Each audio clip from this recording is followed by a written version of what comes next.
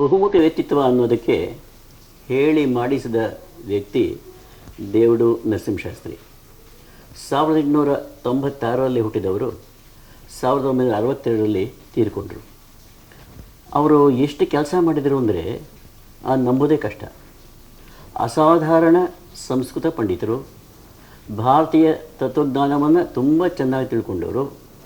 ಆದರೆ ಇಷ್ಟು ವಿದ್ವತ್ಪೂರ್ಣವಾಗಿ ಬರೆಯಬಲ್ಲ ಮನುಷ್ಯ ಮಕ್ಕಳಿಗೋಸ್ಕರ ಕಥೆಗಳನ್ನು ಬರೆದರು, ಮಕ್ಕಳಿಗೋಸ್ಕರ ಒಂದು ಪತ್ರಿಕೆ ನಡೆಸಿದರು. ಇವರು ಒಂದು ಶಾಲೆ ಪ್ರಾರಂಭ ಮಾಡಿದರು, ನಾಟಕಗಳು ಬರೆದರು, ರಂಗಭೂಮಿಯಲ್ಲಿ ಅಭಿನಯಿಸಿದರು, ಚಲನಚಿತ್ರದಲ್ಲಿ ಅಭಿನಯಿಸಿದರು.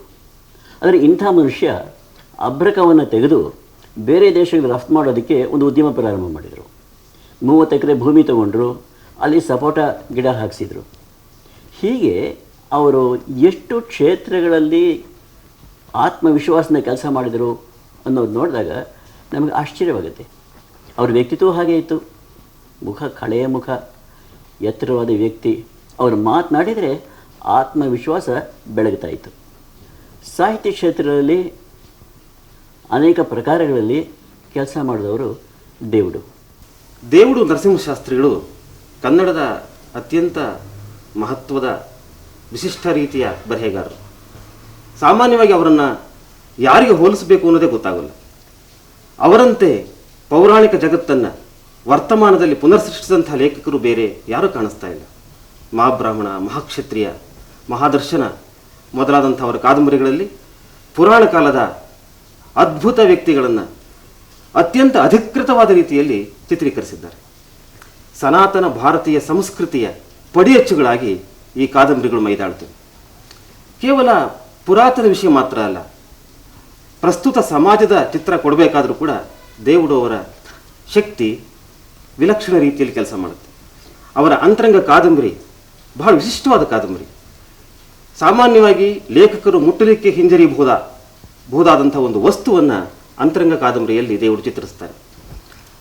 ವಿವಾಹೇತರ ಸ್ತ್ರೀ ಪುರುಷ ಸಂಬಂಧವನ್ನು ಇದರಲ್ಲಿ ಚಿತ್ರಣ ಮಾಡ್ತಾರೆ ಮತ್ತು ಮೊಟ್ಟ ಮೊದಲಿಗೆ ಮನೋವಿಶ್ಲೇಷಣಾತ್ಮಕವಾದ ತಂತ್ರವನ್ನು ಈ ಕಾದಂಬರಿಯಲ್ಲಿ ಅವರು ಅಳವಡಿಸಿಕೊಂಡಿದ್ದಾರೆ. ಅನಂತಮೂರ್ತಿಯವರ ಸಂಸ್ಕಾರ ಮತ್ತು ದೇವುಡವರ ಅಂತರಂಗಕ್ಕಿರುವ ಹೋಲುವೆಗಳು ಆಶ್ಚರ್ಯ ಹುಟ್ಟಿಸುವಂಥವು. ದೇವುಡು ಅವರ ಕಥೆಗಳು ಕೂಡ ಬಹಳ ವಿಶಿಷ್ಟವಾದವು. ಅದರಲ್ಲಿ ಅವರು ಸಾಂಸಾರಿಕ ಸಮಸ್ಯೆಗಳನ್ನು, ಗಂಡು ಹೆಣ್ಣಿನ ಸಂಬಂಧದ ಸಂಕೀರ್ಣತೆಯನ್ನು ಬಹಳ ಸೂಕ್ಷ್ಮವಾಗಿ ಚಿತ್ರಿಸ್ತಾ ಹೋಗ್ತಾರೆ. ಇದು ನಿಜವೇ, ಕಥೆಯಲ್ಲಿ ಕೂಡ ಆ ರೀತಿಯ ಸಾಂಸಾರಿಕ ಸಮಸ್ಯೆಗಳ ಸೂಕ್ಷ್ಮ ಚಿತ್ರಣವನ್ನು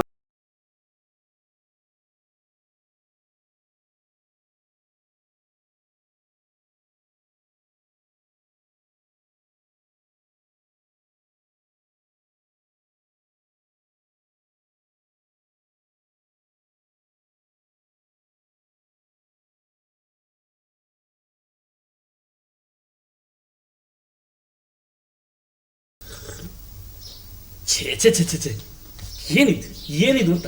ಅಲ್ಲ, ಇದೇನು ಕಾಫಿನ ಕಲ್ಗಚ್ಚ? ಸೀರೆ ಹುಟ್ಟಿರೋ ತಪ್ಪಗಾದ್ರು ಸ್ವಲ್ಪ ಚೆನ್ನಾಗಿ ಕಾಫಿ ಮಾಡೋದು ಕಲಿಬಾರ್ದ? ತಿಂಡಿ ಅಡಿಗೆ ಅಲ್ಲ, ತಿಂಡಿ ಅಲ್ಲ. ತಗೋ ಹೋಗು. ಭಟ್ರೆ, ಒಂದು ಲೋಟ ಒಳ್ಳೆ ಕಾಫಿ ಮಾಡ್ಕೊಂಡು ಬಂದ್ಕೊಡಿ. ಭಟ್ರಿ ಇನ್ನೂ ಬಂದಿಲ್ಲ. ಓ,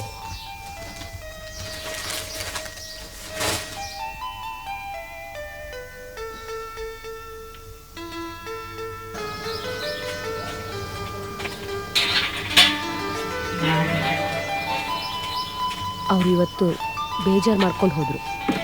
ನನಗೂ ಬರೀ ಮದುವೆ ಸಮಾಜ ಅದು ಇದು ಅಂದ್ಕೊಂಡು ಮನೆ ಹೊರಗೆ ಇಟ್ಕೊಂಡಿದ್ದೆ. ಗಂಡನಿಗೊಂದು ಲೋಟ ಒಳ್ಳೆ ಕಾಫಿ ಮಾಡಿಕೊಡೋಕ್ಕೂ ಆಗಲಿಲ್ವಲ್ಲ ಅಂತ ತುಂಬ ನೊಂದ್ಕೊಂಡೆ. ತಾಯಿ ಕ್ಷಮಿಸ್ಬೇಕು, ಸ್ವಲ್ಪ ತಡ ಆಯಿತು. ನನಗೆ ನೆಗಡಿ, ನನ್ನ ಹೆಂಡತಿಗೆ ಜ್ವರ, ಮೊದಲನೇ ಮಗಳಿಗೆ ಕೆಮ್ಮು, ಎರಡನೇ ಮಗ ಇದ್ದಾನಲ್ಲ ಅವನಿಗೆ ಸ್ವಲ್ಪ ದಮ್ಮು, ಮೂರನೇ ಕೂಸಿಗೆ ಹೊಟ್ಟೆ ಸರಿ ಇಲ್ಲ. ಹಾಗಾಗಿ ಅದು ಹೊಟ್ಟೆ ಒಳಗೆ ಇರೋದ್ರಿಂದ ಇದುವರೆಗೂ ಏನು ತೊಂದರೆ ಇಲ್ಲ. ನಿಮ್ಮಿಂದ ನಾನು ಬಯಸ್ಕೊಂಡಿದ್ದಾಯ್ತು. ಬನ್ನಿ ಬನ್ನಿ, ನನಗೂ ಸ್ವಲ್ಪ ಕಾಫಿ ಮಾಡೋದನ್ನ ಹೇಳ್ಕೊಡಿ. ಬನ್ನಿ ನೋಡಿ, ಮಾಡಿರೋ ಕಾಫಿ ಎಲ್ಲ ದಂಡ ಆಯ್ತು. ಇನ್ಮೇಲೆ ಬೆಳಗಿನ ಕಾಫಿ ನಾನೇ ಮಾಡ್ತೀನಿ. ಆಮೇಲೆ ಲೇಡೀಸ್ ಕ್ಲಬ್ಗೆ ಹೋದ್ರೆ ಆಯ್ತು. ನೀವು ಮುಂಜಾನೆ ಸೋನೆ ಬರೋದು ತಪ್ಪುತ್ತೆ. ಸ್ವಲ್ಪ ತಡವಾಗಿ ಬಂದ್ರೂ ಅಡ್ಡಿ ಇಲ್ಲ. ಆಹಾ ಆಹಾ, ಪಾಯಸ ಊಟ ಮಾಡ್ದಂಗೆ ಆಯ್ತು ತಾಯಿ. ಅಷ್ಟು ಉಪಕಾರ ಮಾಡಿ ಸಾಕು. ಕಾಫಿ ಪುಡಿ ಎಷ್ಟು ಹಾಕ್ಬೇಕು ನೋಡಿ, 3 ಗ್ಲಾಸ್ ನೀರಿಗೆ 1.5 ಚಮಚ ಕಾಫಿ ಪುಡಿ ಹಾಕಿ. 1.5 ಚಮಚನ? ಕೊಡಿ. ಸರಿ. ಆಮೇಲೆ ಹಾಲು? 3 ಕಪ್ ಕಾಫಿಗೆ 1 ಲೋಟ ಹಾಲು ಹಾಕಿ. ಆಮೇಲೆ ಸಕ್ಕರೆ ಸಕ್ಕರೆ 3 ಸ್ಪೂನ್ ಹಾಕಿ. ಇದೆ ನೋಡಿ ಸರಿ. ಇದಾದ್ಮೇಲೆ ನಂಗೆ ಉಪ್ಪಿಟ್ಟು ಮಾಡೋದನ್ನ ಹೇಳ್ಕೊಡ್ತೀರಾ? ಓ, ಹಂಗಾರೆ ಮೊದಲು ಈರುಳ್ಳಿ ಹಚ್ಚಿ. ಈರುಳ್ಳಿ ಹಚ್ಬೇಕಾ? ಓ,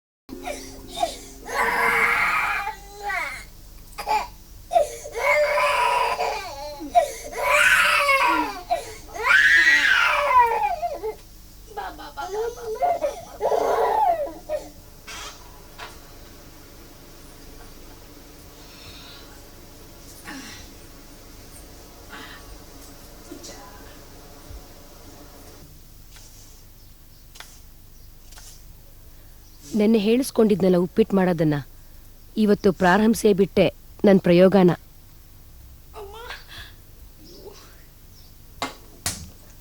ಭಟ್ರು ಹೇಳಿದ್ದೆಲ್ಲ ವಿಧಾನನೂ ಚಾಚು ತಪ್ಪದೆ ಅನುಸರಿಸ್ದೆ.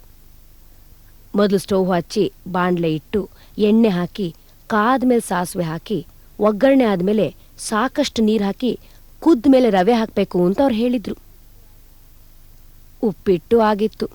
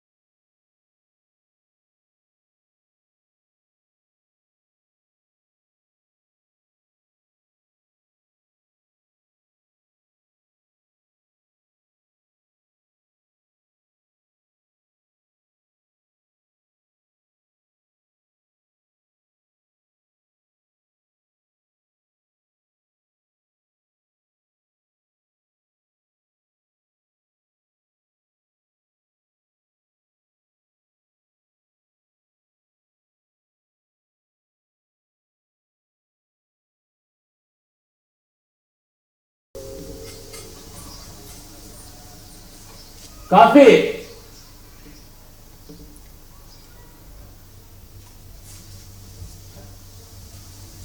ಸುಧಾ, ಮಹಿಳಾ ಸಮಾಜಕ್ಕೆ ಹೋಗೋಕೆ ಲೇಟ್ ಆಯ್ತು, ನೀವು ಬರಲ್ವಾ?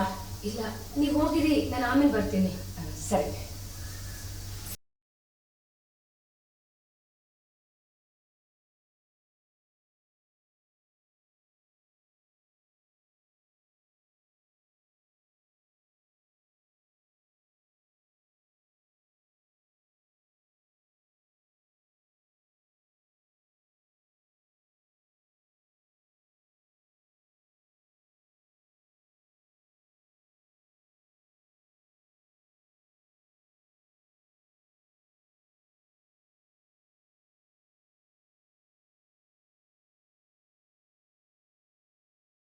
ಬೆಂಡೆಕಾಯಿ ಹುಳಿ ತೊಗೊಂಬನ್ನಿ.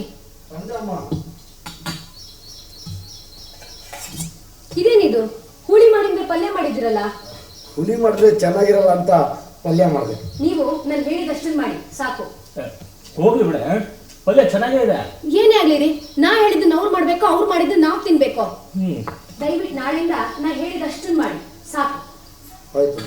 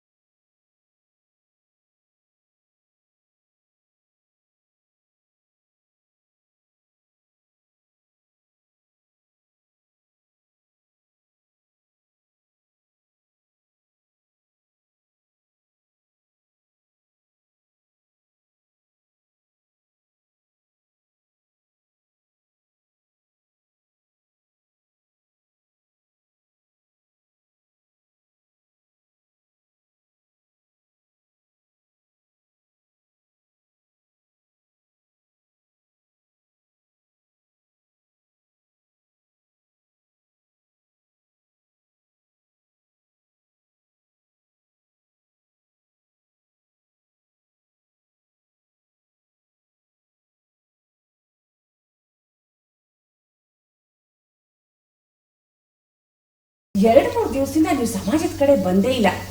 ನೀವು ಬರ್ದೇ ಇದ್ರೆ ಸಮಾಜದಲ್ಲಿ ಕಳೆನೇ ಇಲ್ಲಪ್ಪ. ಏನ್ ಮಾಡೋದ್ರಿ, ಮನೆ ಕೆಲಸ ಜಾಸ್ತಿ. ನಾಳೆ ನಾಳಿದ್ದು ಬರೋಕ್ಕಾಗುತ್ತೋ ಇಲ್ವೋ, ಬರ್ತೀನಿ ಯಾವಾಗಲಾದ್ರೂ ಪುರ್ಸೊತ್ತು ಮಾಡ್ಕೊಂಡು.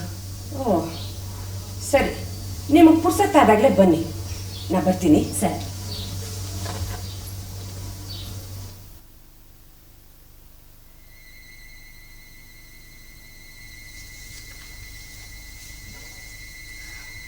ಊಟಕ್ಕೆ ಬನ್ನಿ. ಹಾ, ಈ ಕತೆ ಓದಿ ಮುಗಿಸ್ ಬರ್ತೀನಿ. ನಿಮ್ಗೆ ಲೇಟ್ ಆಗೋದಾದ್ರೆ ನೀವು ಊಟ ಮಾಡಿ ಮಲ್ಕೋ. ಹೌದು, ದಿನ ಅವ್ರು ಬರೋ ಹೊತ್ತಿಗೆ ನಾನು ನಿದ್ದೆ ಮಾಡಿರ್ತಿದ್ದೆ. ಬೆಳಗ್ಗೆ ಅವ್ರು ಹೇಳೋ ಹೊತ್ತಿಗೆ ನಾನು ಶಟ್ಲ್ ಆಡೋಕೆ ಹೊಟ್ಟೋಗ್ತಿದ್ದೆ. ಮತ್ತೆ ಸಂಜೆ ಅವ್ರ ಆಫೀಸಿಂದ ಬರೋ ಹೊತ್ತಿಗೆ ನಾನು ಮಹಿಳಾ ಸಮಾಜ ಸೇರಿರ್ತಿದ್ದೆ. ನಾವಿಬ್ರು ಒಂದೇ ಸರಳ ರೇಖೆಯಲ್ಲಿದ್ದು ಎಂದು ಕೂಡಲೇ ಇಲ್ವಲ್ಲ. ಮದುವೆ ಆದ ಹೊಸದ್ರಲ್ಲಿ ಒಟ್ಟಿಗೆ ಊರೂರು ಸುತ್ತಿದ್ರಿಂದ ಒಂದು ಮಗು, ಅದನ್ನು ಕೂಡ ನಾನು ಸರಿಯಾಗಿ ಗಮನಿಸ್ತಿಲ್ಲ. ಇಲ್ಲ, ಇನ್ಮೇಲೆ ಈಗ ಹಾಕ್ಕೊಡ್ದು. ಅದಕ್ಕೆ ಇನ್ನು ಮಹಿಳಾ ಸಮಾಜಕ್ಕೆ ರಾಜೀನಾಮೆ ಕೊಟ್ಟು ನನ್ನ ಸಂಸಾರದ ಕಡೆ ಗಮನ ಕೊಡಬೇಕು ಅಂತ ತೀರ್ಮಾನಿಸಿದೆ. ತಗೊಳ್ಳಿ. ಏನಿದು ಸುಧಾ? ಮಹಿಳಾ ಸಮಾಜಕ್ಕೆ ನನ್ನ ರಾಜೀನಾಮೆ ಪತ್ರ. ಬೇಡ ಸುಧಾ, ಸ್ವಲ್ಪ ಯೋಚನೆ ಮಾಡಿ ನಿಧಾನವಾಗಿ. ಈಗೇನು ಅವಸರ ಇಲ್ಲ, ನೀವು ಯಾವಾಗ ಆಗುತ್ತಾ ಅವಾಗ ಬಂದ್ರಾಯ್ತು. ಇಲ್ಲ ರೀ, ಮನೆ ಕೆಲಸನ ಸಾಕಾಗುತ್ತೆ, ಮತ್ತು ಮಗು ಬೇರೆ ನನ್ನ ಕೈ ಬಿಡಲ್ಲ. ನನ್ನ ಜಾಗಕ್ಕೆ ಬೇರೆ ಯಾರಾದರೂ ಬಂದರೆ ಇನ್ನೂ ಚೆನ್ನಾಗಿ ಕೆಲಸ ಮಾಡ್ಬೋದಲ್ವಾ? ನಾನೇ ಮತ್ತೆ ಸಮಯ ಆದಾಗ ಮತ್ತೆ ಬಂದು ಸೇರ್ಕೋತೀನಿ. ಸದ್ಯಕ್ಕೆ ತಗೊಂಡಿರಿ.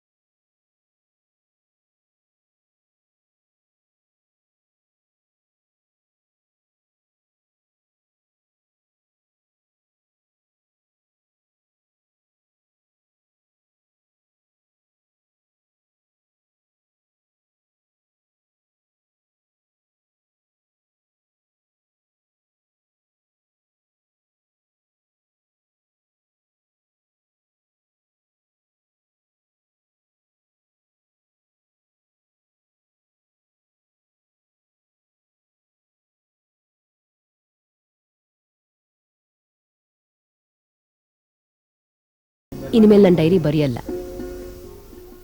ಇಷ್ಟು ನೋಡಿದಾಗ ನಮಗೆ ಪ್ರಾಯಶಃ ಈ ಕಥೆಯಲ್ಲಿ ನವೋದಯ ಯುಗದಲ್ಲಿ ಬರ್ತಾ ಇದ್ದ ವಸ್ತುಗಳು ಒಟ್ಟಿಗೆ ಬಂದಿವೆ ಅನಿಸುತ್ತೆ. ಒಂದು, ನವೋದಯ ಯುಗದ ಅನೇಕ ಕಥೆಗಳಲ್ಲಿ ಈ ಸಂಸಾರದ ಆನಂದ ಇದು ವಸ್ತು. ಎರಡನೇದಾಗಿ ಒಂದು ಮಗುನ ಹೆತ್ತರೆ ಸಾಲದು, ಆ ಮಗುವಿಗೆ ತಾಯಿಯೂ ಆಗಬೇಕು, ತಾಯಿಯೇ ಮಗುವಿನ ಮೊದಲ ಗುರು ಅನ್ನೋದೊಂದು ವಸ್ತು. ಅಂದರೆ ಮೇಲ್ನೋಟಕ್ಕೆ ದೇವಡವರ ಈ ಕಥೆಯಲ್ಲಿ ಈ ಎರಡು ವಸ್ತುನ ಒಟ್ಟಿಗೆ ಹೇಳಿದ್ದಾರೆ ಅಂತ ಅನಿಸುತ್ತೆ. ಆದರೆ ಯೋಚನೆ ಮಾಡಿದಾಗ ವಿಶಿಷ್ಟವಾದ ಕಥೆ ಅಂತ ಗೊತ್ತಾಗುತ್ತೆ. ಯಾಕೆಂದರೆ ಅಂತರಂಗವನ್ನು ಬರೆದ ದೇವರು ಮನಸ್ಸಿನ ವ್ಯಾಪಾರದ ವಿಶ್ಲೇಷಣೆಯಲ್ಲಿ ತುಂಬ ಆಸಕ್ತಿ ಇದ್ದವರು. ಇಲ್ಲಿ ಕೂಡ ಕ್ರಮೇಣ ಮನಸ್ಸಿನ ವ್ಯಾಪಾರದ ವಿಶ್ಲೇಷಣೆ ಮುಂದುವರೆದ ಹಾಗೆ ಮನುಷ್ಯರ ಸಂಬಂಧಗಳ ವಿಶ್ಲೇಷಣೆ ಪ್ರಾರಂಭವಾಗುತ್ತೆ. ಒಂದೇ ಮನೆಯಲ್ಲಿ ಇದ್ದಿರುವ ಗಂಡ ಹೆಂಡತಿ ಇವ್ರ ಸಂಬಂಧ ಎಂಥದ್ದು, ಇದನ್ನು ವಿಶ್ಲೇಷಣೆ ಮಾಡ್ತಾ ಹೋದಾಗ ಇನ್ನೊಂದು ಘಟ್ಟಕ್ಕೆ ಬರುತ್ತೆ ಕಥೆ. ಈ ಮನುಷ್ಯ ಸಂಬಂಧದಲ್ಲಿ ಒಬ್ಬರನ್ನೊಬ್ಬರು ಅವಲಂಬಿಸಲೇಬೇಕಲ್ಲ. ಪ್ರಾರಂಭದಲ್ಲಿ ಹೆಂಡತಿಗೆ ಇದು ಯೋಚನೆ ಮಾಡಿದಾಗ ಅಸಮಾಧಾನ ಆಗುತ್ತೆ. ಇವಾಗ ನಾವು ಸುಖವಾಗಿರೋದಕ್ಕೆ, ಸಂತೋಷವಾಗಿರೋದಕ್ಕೆ ಇನ್ನೊಬ್ಬರನ್ನ ಯಾಕೆ ನಾವು ಅವಲಂಬಿಸಬೇಕು? ನಮಗೆ ನಾವೇ ಸುಖ ಪಡೋ ಹಾಗಿದ್ದರೆ ಎಷ್ಟು ಚೆನ್ನಾಗಿರ್ತಾ ಇತ್ತು. ಹೀಗೆ ಬಂದ ಭಾವನೆ ಕ್ರಮೇಣ ಈ ಹೆಂಡತಿಗೆ ಅನಿಸುತ್ತೆ, ಈ ಪರಸ್ಪರ ಅವಲಂಬನೆ ಇದೆಯಲ್ಲ ಇದು ಅನಿವಾರ್ಯ, ಮಾತ್ರವಲ್ಲ ಇದರಲ್ಲಿ ಒಂದು ಸಂತೋಷ ಇದೆ, ಇದರೊಂದು ಭಾಗ್ಯ ಇದೆ. ಹೀಗೆ ಗಂಡ ಹೆಂಡತಿಯ ಒಂದು ಅಸಮಾಧಾನದ ಕಥೆಯಾಗಿ ಪ್ರಾರಂಭವಾದದ್ದು ಮನುಷ್ಯ ಸಂಬಂಧಗಳ ವಿಶ್ಲೇಷಣೆ ಆಗಿ ಕೊನೆಗೆ ಬರೀ ಸಂಸಾರ ಸಂತೋಷ ಕೊಡುತ್ತೆ ಅಂತಲ್ಲ, ಆ ಸಂತೋಷ ಕೊಡುವ ಅನುಭವಕ್ಕೆ ಆಧಾರ ಯಾವುದು ಅನ್ನುವುದನ್ನು ನಮ್ಮ ಹೃದಯಕ್ಕೆ ಮುಟ್ಟಿಸುತ್ತೆ. ನಮ್ಮ ನವೋದಯ ಸಂಪ್ರದಾಯಕ್ಕೆ ಸೇರಿದ ಇನ್ನೊಬ್ಬ ಮುಖ್ಯ ಕಥೆಗಾರರು ಅಶ್ವತ್ಥ ಅವರು. ಅದು ಅವರ ಕಾವ್ಯನಾಮ. ಅವರ ಪೂರ್ತಿ ಹೆಸರು ಕೂದುವಳ್ಳಿ ಅಶ್ವತ್ಥ ನಾರಾಯಣರಾವ್. ಇವರು ಹುಟ್ಟಿದ್ದು 1912ರಲ್ಲಿ ಚಿಕ್ಕಮಗಳೂರು ಜಿಲ್ಲೆಯ ಕೂದುವಳ್ಳಿ ಅಂತನ್ನುವಂಥ ಗ್ರಾಮದಲ್ಲಿ. ಅವರು ಓದಿದ್ದು ಎಂಜಿನಿಯರಿಂಗ್ ಮೊದಲಾದಂಥ ಅಭ್ಯಾಸಗಳು. ಸಾಹಿತ್ಯದಲ್ಲಿ ಕೇವಲ ಆಸಕ್ತಿಯನ್ನು ಇಟ್ಟುಕೊಂಡು ಅವರು ಬೆಳೆದವರು. ಮತ್ತು ಅವರಿಗೆ ಸಾಹಿತ್ಯದಲ್ಲಿ ಎಷ್ಟೊಂದು ಆಸಕ್ತಿ ಇತ್ತು ಅಂತಂದರೆ, ತಾವು ಇನ್ನೂ ನಿವೃತ್ತರಾಗೋದಕ್ಕಿಂತ ಮುಂಚೆನೇ ಅಲ್ಲಿಂದ ತಮ್ಮ ಕೆಲಸ ಬಿಟ್ಟು ಕರ್ನಾಟಕಕ್ಕೆ ಬಂದು ಕಥೆಗಳನ್ನು ಬರೀಬೇಕು, ಕಾದಂಬರಿಗಳನ್ನು ಬರೀಬೇಕು ಅಂತ ಆಸೆ ಇಟ್ಕೊಂಡು ಬಂದವರು. ಒಂದು ರೀತಿಯಿಂದ ಅವರು ಭಾಳ ಜನರಿಗೆ ಪರಿಚಯನೇ ಆಗದೆ ಹೋದವರು.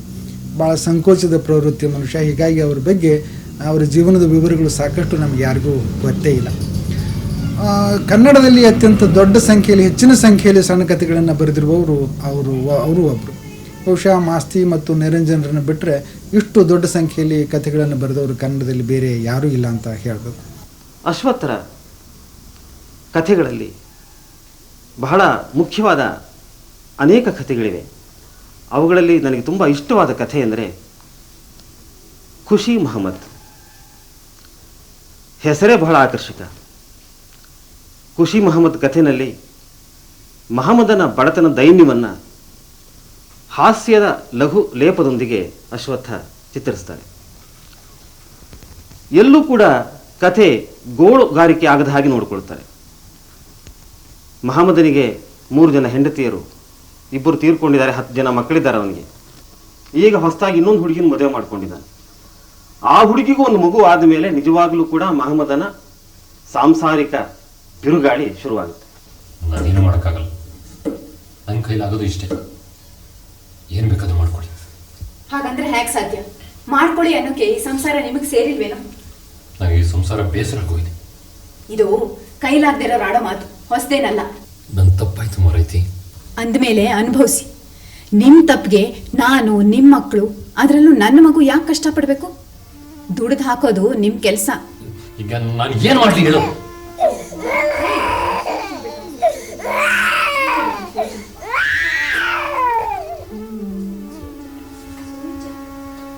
ಹೋಗಿ ಎಲ್ಲಾದ್ರೂ ಏನಾದ್ರೂ ಮಾಡಿ ಹೆಚ್ಚು ದುಡ್ಕೊಂಡು ಬನ್ನಿ. ಈ ಆರ್ಬೇತ್ಲೆ ಒಪ್ಪತ್ತಿನ ಗಂಜಿ ಎಷ್ಟು ದಿನ ನಡೆಸ್ಬೇಕು? ನನಗದೆಲ್ಲ ಗೊತ್ತಿಲ್ಲ. ಯಾರ ಕಾಲ್ಗಾದ್ರೂ ಬೀಳಿ ಈ ಕೆಲಸನ ಬಿಟ್ಟು.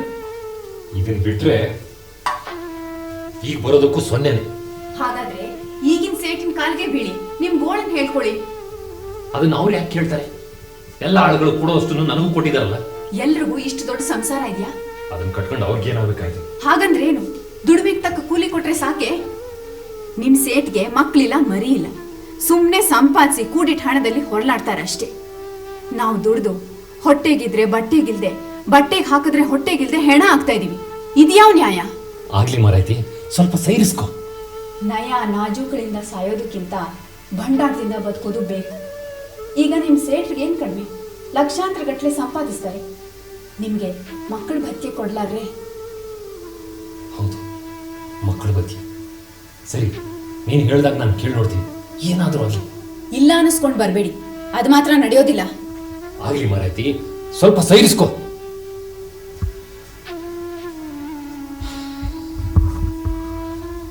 ಛೇ, ಇದೆಲ್ಲ ಗ್ರಾಚಾರ ಮದುವೆ ಮಾಡ್ಕೊಂಡಾಗಾಯ್ತು. ಹಿಂದಿನ ಇಬ್ಬರು ಹೆಂಡರು ಕೆಟ್ಟವರು ಅಂತಿದ್ದೆ. ಇಬ್ಬರಿಗೂ 5 ಮಕ್ಕಳಾಗಿತ್ತು. ಒಂಚೂರು ತಕರಾರು ಮಾಡ್ತಿರಲಿಲ್ಲ.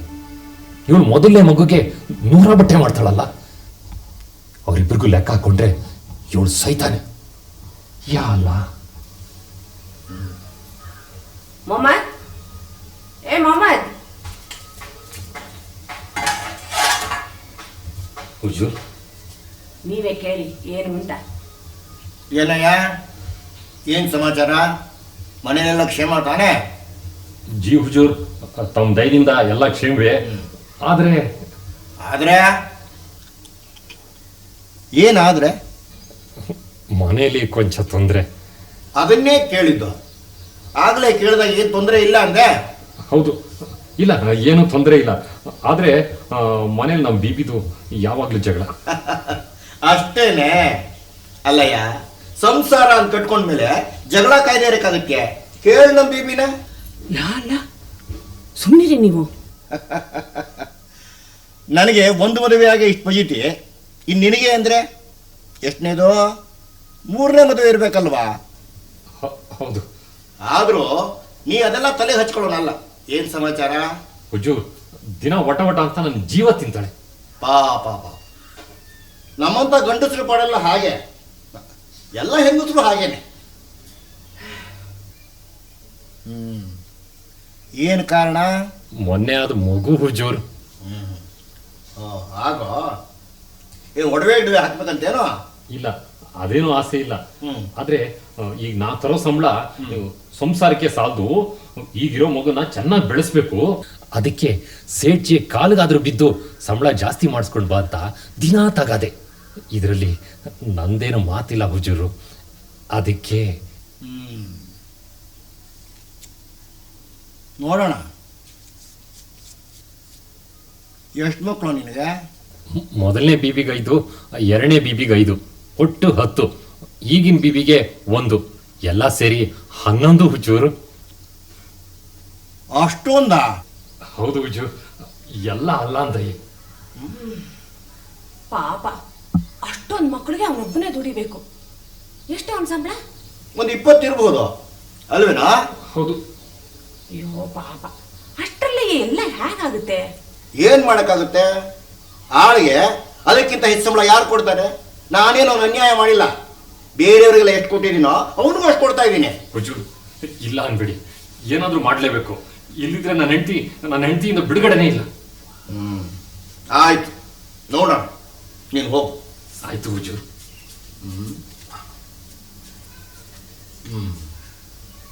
ಅವನಿಗೊಂದು 5-10 ಬಡ್ತಿ ಕೊಡ್ಬೋದಲ್ವೇ? ಕೊಡ್ಬೋದು, ಆದ್ರೆ ಬೇರೆ ಆಳುಗಳು ಕೇಳ್ತಾರಲ್ಲ. ಬೇರೆ ಆಳುಗಳಿಗೆ ಇವನಷ್ಟು ಮಕ್ಳಿಲ್ವಲ್ಲ, ಅವ್ರಿಗೂ ಇದ್ದಿದ್ರೆ ಕೊಡ್ಬೋದಿತ್ತು. ಅಂದ್ರೆ ಇವನಿಗೆ ಮಕ್ಕಳ ಮೇಲೆ ಬಡ್ತಿ ಕೊಡೋಣ ಅಂತೀಯೇನೋ? ಹೌದು, ಹುಟ್ಟಿದ ಮಗುಗೆ ಇಷ್ಟು ಅಂತ, ಅವು ಸಂಪಾದಿಸೋ ವಯಸ್ಸು ಬರೋವರೆಗೂ. ಆಯ್ತು, ಈತನಿಗೆ ಮಕ್ಕಳಿಗೆ 5 ರೂಪಾಯಿ ಅಂತೆ ಬಡ್ತಿ ಕೊಡೋಣ. ಹಾಗಾದ್ರೆ 11 ಅದೆಲ್ಲ ಆಗಲ್ಲ. ಈಗಿರೋ ಮಗುಗೆ ಮಾತ್ರ. ಅವನಿಗೂ ವಯಸ್ಸಾಗಿದೆ, ಮುಂದೆ ಮಕ್ಕಳಾದ್ರೆ ನೋಡ್ಕೊಳ್ಳೋಣ. ಆಯ್ತಾಯ್ತು. ಮೊಹಮ್ಮದ್, ಹುಜೂರ್, ಬೇಬಿಯವರು ನಿನ್ನ ಕಷ್ಟ ಪರಿಹಾರ ಮಾಡಿದ್ದಾರೆ. ನಿನಗೆ ಇವಾಗ 5 ರೂಪಾಯಿ ಬಡ್ತಿ ಕೊಡ್ತಾ ಇದ್ದೇನೆ. ಮುಂದೆ ನಿನಗೆ ಯಾರು ಮಕ್ಕಳು ಆದ್ರೆ ಪ್ರತಿಯೊಂದು ಮಗುಗೂ 5-5 ರೂಪಾಯಿ ಬಡ್ತಿ. ಸರಿನಾ? ಹುಜೂರ್, ಈ ಬಡವ ತಮ್ಮ ದಯೆಯಿಂದ ಬದುಕೊಂಡ ಹುಜೂರ್. ಸರಿ, ನೀನು ಹೋಗು. ನಿನಗೂ ಸಂತೋಷ ತಾನೇ? ವಿವಿಜನ್ ಸೇಠ್ಜಿ 5 ರೂಪಾಯಿ ಬಡ್ತಿ ಕೊಟ್ರು. ನೋಡಿದ್ರ ನನ್ ಮಾತು ಕೇಳಿದಕ್ಕೆ ಎಷ್ಟು ಒಳ್ಳೇದಾಯ್ತು. ಒಂದೇ ಬಾರಿಗೆ 1/4 ಭಾಗ ಸಂಬಳ ಹೆಚ್ಚಾಯ್ತು. ಒಟ್ಟಾರೆ ನಮ್ ಇಡೀ ಸಂಸಾರ ಗಂಜಿ ಕಾಣ ಹಾಗಾಯ್ತು. ನಾನೊಬ್ಬ ದಡ್ಡ, ಇದೆಲ್ಲ ಮೊದ್ಲೇ ಮಾಡೋದು ತಲೆ ಹತ್ತಿಲ್ವಲ್ಲ ಅಂತ. ಇಷ್ಟಾದ್ರೂ ನಿಮ್ ಹೆಂಗಸಿನ ಬುದ್ಧಿ ಇದ್ರೆ ಅಷ್ಟಕ್ಕಷ್ಟೇ ಅಲ್ವಾ? ಛೇ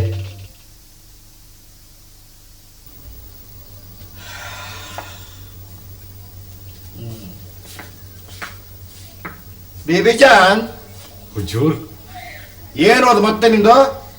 ಮನೇಲಿ ಏನು ಮನೆಯಲ್ಲಿ ಮತ್ತೆ ಗಂಡ ಹೆಂಡತಿ ಜಗಳನ?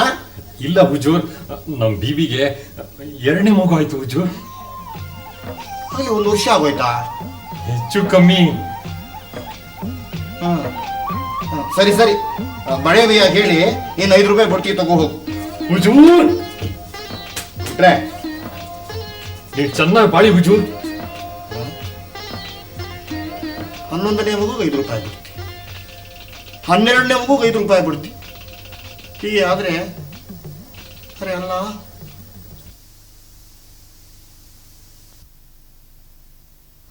ಚಾಯ್.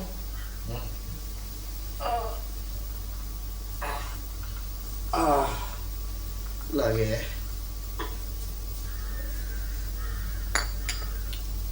ಏನಾ? ಏನಿಲ್ಲ ಹುಜೂರ್.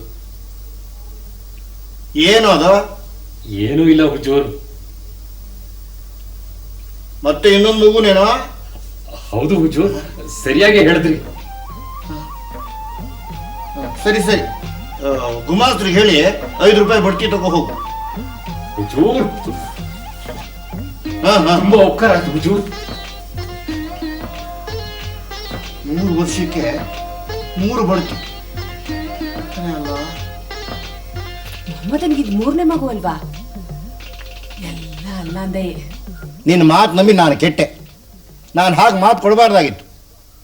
ಹೀಗೆ ಮಳೆಗಾಲದ ಹಾಗೆ ವರ್ಷಕ್ಕೊಂದು ಮಗು ಆಗ್ತಿದ್ರೆ ನಾನು ದಿವಾಳಿ ಆಗ್ಬಿಡ್ತೀನಿ ಅಷ್ಟೇ. ಇದಕ್ಕೇನೋ ಒಂದು ಉಪಾಯ ಮಾಡಬೇಕಲ್ಲ. ಆತನ ಮಕ್ಕಳಾಗದ ಹಾಗೆ ನೀವೇನ್ ಮಾಡಕ್ಕಾಗತ್ತೆ? ಇನ್ಮೇಲೆ ಬಡ್ತಿ ಕೊಡಕ್ಕಾಗಲ್ಲ ಅಂತ ನಿಲ್ಸ್ಬೇಕಷ್ಟೇ. ಇಲ್ಲ ಇಲ್ಲ, ನನ್ನ ಮಾತು ತಪ್ಪಾದ್ದು. ಈ ಸಮಸ್ಯೆನೂ ಬಗೆಹರಿಬೇಕು. ಹುಜೂರ್, ನನ್ನ 3ನೇ ಹೆಂಡತಿ 3ನೇ ಮಗುಗೂ ಬಡ್ತಿ ಕೊಡ್ಸಿದ್ರಿ. ತುಂಬಾ ಉಪಕಾರ ಆಯ್ತು ಹುಜೂರ್. ಮೊಹಮ್ಮದ್, ನಾಳೆಯಿಂದ ನೀನು ನಮ್ಮ ಕಲ್ಕತ್ತಾ ಅಂಗಡಿ ಕೆಲಸ ಮಾಡಬೇಕಾಗಬಹುದು. ಅಲ್ಲಿ ತುರ್ತಾಗೊಬ್ಬ ಆಳಬೇಕಾಗಿದೆ. ನೀನು ಇರೋದಕ್ಕೆ ನಾನು ಎಲ್ಲ ವ್ಯವಸ್ಥೆ ಮಾಡ್ತೀನಿ.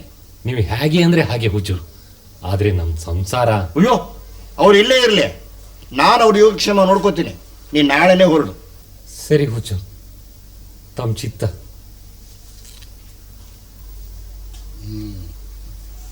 ಒಂದು ವರ್ಷ ಅವನು ಅಲ್ಲಿದ್ದು ಬರಲಿ. ಅವನಿಗೂ ವಯಸ್ಸಾಗಿದೆ, ಆಮೇಲೆ ನೋಡ್ಕೊಳ್ಳೋಣ.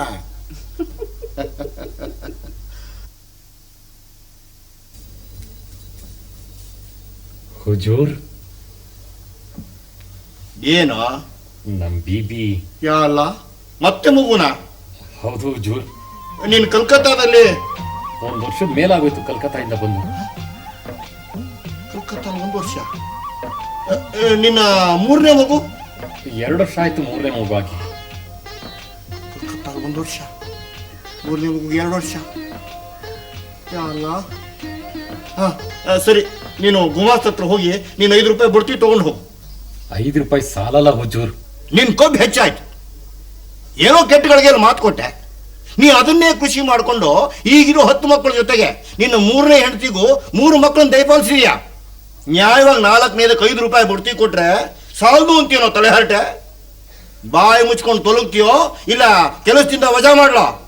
ಹಾಗಲ್ಲ ಹುಜೂರ್, ತಾವೇ ಪ್ರತಿ ಮಗುಗೆ 5 ರೂಪಾಯಿ ಬಡ್ತಿ ಅಂತ ಹೇಳಿದ್ರಿ ಹುಜೂರ್. ನನ್ನ ಮಾತಿನ ಪ್ರಕಾರ 5 ರೂಪಾಯಿ ಬಡ್ತಿ ಕೊಟ್ಟಿನಲ್ಲ, ತಗೊಂಡು ಹೋಗೋ. ಈ ಸರ್ತಿ 10 ರೂಪಾಯಿ ಹೆಚ್ಚಿಸ್ಬೇಕು ಹುಜೂರ್. ಯಾಕೆ? ಈ ಬಾರಿ 2 ಮಕ್ಕಳು. 2 ಮಕ್ಕಳು? ಹೌದು ಹುಜೂರ್, ಅವಳಿ ಜೋಳಿ. ಯಾ ಅಲ್ಲ. ಒಂದು ಕಡೆ ಸೇಠನ ವ್ಯಾವಹಾರಿಕತೆ, ಇನ್ನೊಂದು ಕಡೆ ಮಹಮ್ಮದನ ದೈನ್ಯ.